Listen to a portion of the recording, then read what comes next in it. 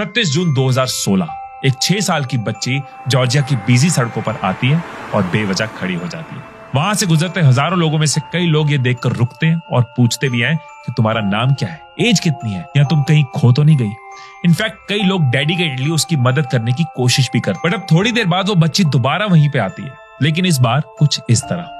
And as expected कई देर खड़े रहने के बाद भी एक इंसान भी उसे रुककर पूछता नहीं है। लेकिन ये अभी सिर्फ शुरुआत थी, क्योंकि यूनिसेफ की टीम जो ये सोशल एक्सपेरिमेंट कंडक्ट कर रही थी, उसने जब ये सेम एक्सपेरिमेंट रेस्टोरेंट में रिपीट किया तो उनको इस एक्सपेरिमेंट को बीच में ही बंद करना पड़ा। अनानो यानी कि एक चाइल्ड एक्टर पहले तो अच्छे कपड़ों में वहां जाती है और रैंडम लोगों के टेबल पर बैठ जाती है। बेशक लोग उससे बात करते हैं, सवाल पूछते हैं, यहाँ तक कि खाने को भी पूछते हैं। और अब जब गेटअप बदला जाता है तब लोगों के रिएक्शन कुछ ऐसे होते हैं। कोई उसे देख के नजरें घुमा रहा है, कोई अपना बैग हटा रहा है, कोई उसे अपने पास से भगा रहा है। इवन एक ने तो वेटर को कहकर उसे बाहर निकालने के लिए बोल दिया। वो बच्ची उन लोगों के बिहेवियर से इतना हर्ट होती है कि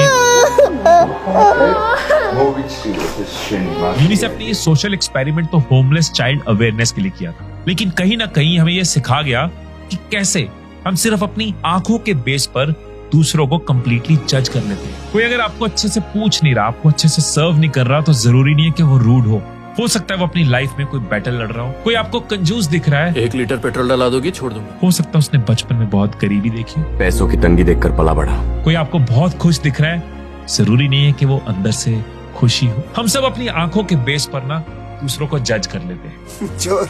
चोर नहीं हूं मैं। लेकिन कई बार सच देखने से ज्यादा किसी को समझने से समझ आता है।